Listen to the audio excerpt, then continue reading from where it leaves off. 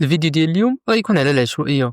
فإلا كانت حياتك مرونه وكدير بزاف ديال الحوايج وفي نفس الوقت كتحس براسك كتضيع الوقت، فخليك معايا حتى للآخر.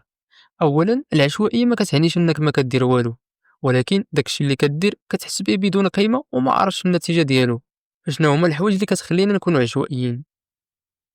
الحاجه الاولى وهي الغايه او الهدف.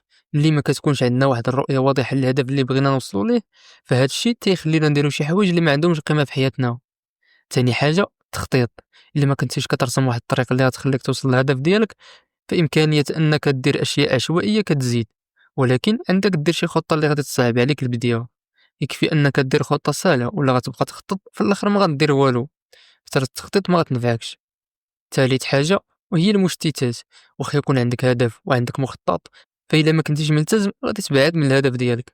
المشتتات بحال مواقع التواصل الاجتماعي، بحال الالعاب، خصك دير لهم وقت ديالهم بوحدهم. وزيد عليها خصك تتعلم تقول لا للناس اللي كيطلبوا منك حوايج اللي ما غاديش ينفعوك. مثلا جا عندك صاحبك قال لك يلاه تحرك معايا Let's go. وانت عندك ما يدير، فهنا خصك تحيد الحشمه وتقول ليه لا. No! No! No! No! باش نتفاداو العشوائيه خصك تحدد واحد الهدف وتخطط ليه منين غتبدا وكيفاش غتساليه. ولكن بلا الانضباط ما غاديش تقدر تكمل.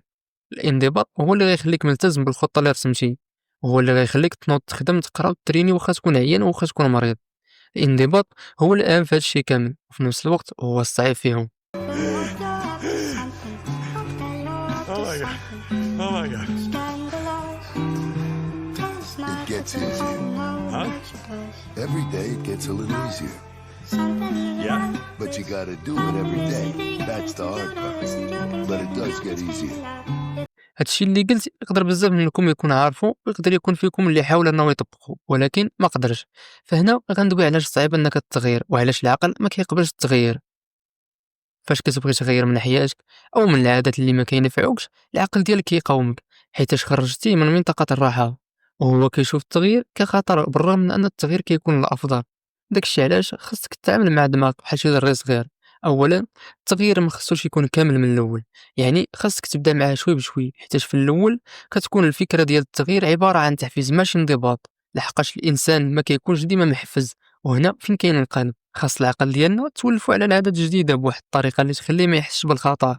مثلا تبدا تقرا 5 صفحات في النهار، ولا تفرج في شي فيديو تعليمي كل نهار، ولا حتى تبدا دير نص ساعه د الرياضه في النهار. هكا العقل ما كيحسش انه كيدير مجهود كبير اللي يخليه يقاوم. وحاجه اخرى مهمه وهي المكافاه. العقل الا كان تيدير مجهود وما كتكافئوش فكون على يقين انه غادي يقاومك اكثر. داكشي علاش كل ما ساليتي العاده خاصك تكافئ راسك بشي حاجه اللي كتعجبك، بحال الماكله ولا تلعب شي جيم كره ولا حتى تخرج تسارى.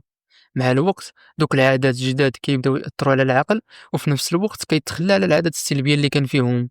بهكا التغيير كيوقع بواحد السلاسه اللي العقل ما غيقاومش بزاف. التغيير ما كيوقعش بين الليل ونهار، التغيير خاصو وقت طويل. داكشي علاش خاص الانضباط مع التخطيط كما قلنا. وزيد عليه تحاول تتفادى الحوايج اللي غادي يلهيوك على الهدف ديالك، وماشي ضروري تبدا كلشي دقه وحده. تقدر تبدا حاجه بحاجه، مثلا تبدا في الاول تقاد غير نعاس، من بعد تولي تقرا كتوبه، ومن بعد تبدا تريني. هكا التغيير كيجيك ساهل. ومن الافضل تبقى دير متابعه او مراقبه للاهداف ديالك، يعني تبقى كل سيمانه او شهر تجلس مع راسك وتشوف واش كنتي ملتزم بدوك المهام ديالك، ولا ما كنتيش ملتزم تقلب على السبب وتحاول تلقى ليه الحل.